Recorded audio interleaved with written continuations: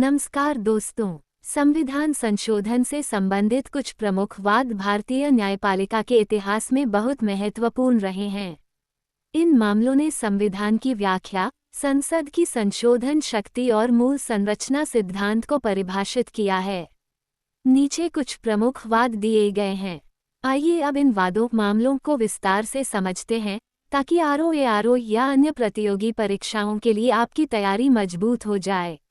1. शंकरी प्रसाद बनाम भारत संघ 1951। प्रसंग: संविधान प्रथम संशोधन अधिनियम 1951 को चुनौती दी गई थी। इसमें मौलिक अधिकारों को सीमित करने के लिए कुछ प्रावधान जोड़े गए थे, जैसे संपत्ति के अधिकार को सीमित करना। मुख्य मुद्दा: क्या संसद को संविधान में संशोधन करने का अधिकार है, विशेषकर मौलिक अधिकारों में? निर्णय: सुप्रीम कोर्ट ने कहा कि संविधान संशोधन कानून नहीं होता, जैसा कि अनुच्छेद 13 में परिभाषित है। इसलिए संसद को संविधान के किसी भी भाग में संशोधन करने का अधिकार है, मौलिक अधिकारों में भी। 2. सज्जन सिंह बनाम राजस्थान राज्य 1965। प्रसंग: संविधान 17वां संशोधन अधिनियम को चुनौती दी गई थी। मुख्य मुद्दा: क्या संसद की शक्ति मौलिक अधिकारों में संशोधन तक सीमित होनी चाहिए? निर्णय: सुप्रीम कोर्ट ने शंकरी प्रसाद के फैसले को बरकरार रखा। फिर से कहा गया कि संविधान संशोधन संसद की विशेष शक्ति है और यह अनुच्छेद 13 के दायरे में नहीं आता। 3. गोलकनाथ बनाम पंजाब राज्य 1967। प्रसंग: गोलकनाथ परिवार की कुछ जमीन को पंजाब सरकार ने भूमि सुधार कानून के तहत जब्त कर लिया था। मुख्य मुद्दा: क्या संसद को मौलिक अधिकारों में संशोधन करने की शक्ति है?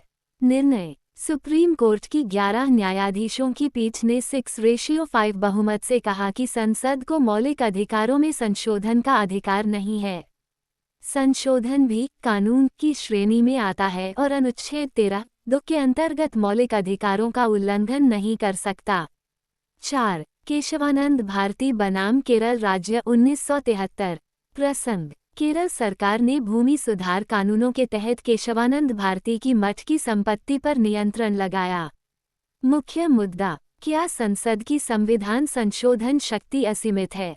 निर्णय: सुप्रीम कोर्ट की 13 न्यायाधीशों की पीठ ने 7:6 के बहुमत से कहा, संसद संविधान में संशोधन कर सकती है, लेकिन संविधान की मूल संरचना को समाप्त या नष्ट नहीं कर सकती। मूल संरचना में क्या क्या आता है? न्यायपालिका की स्वतंत्रता, कानून का शासन, धर्मनिरपेक्षता, संघीय ढांचा, न्यायिक समीक्षा, संसद की सीमित संशोधन शक्ति, मौलिक अधिकार आदि। 5. इंदिरा नेहरू गांधी बनाम राजनारायण 1975। प्रसंग: इलाहाबाद हाई कोर्ट ने इंदिरा गांधी का लोकसभा चुनाव अवैध घोषित कर दिया था।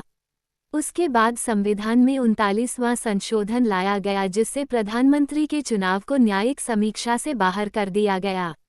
मुख्य मुद्दा: क्या संसद न्यायिक समीक्षा को समाप्त कर सकती है? निर्णय: कोर्ट ने कहा कि न्यायिक समीक्षा और स्वतंत्र चुनाव संविधान की मूल संरचना का हिस्सा हैं और इन्हें संशोधन से खत्म नहीं किया जा सकता।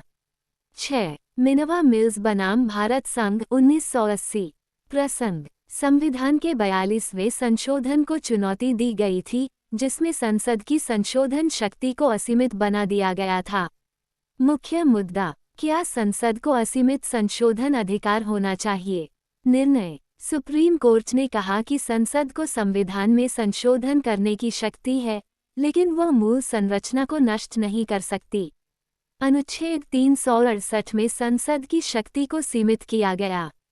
निष्कर्ष: इन सभी मामलों के माध्यम से सुप्रीम कोर्ट ने ये स्पष्ट किया कि संसद को संविधान संशोधन का अधिकार है, लेकिन यह मूल संरचना सिद्धांत की सीमाओं के भीतर ही है।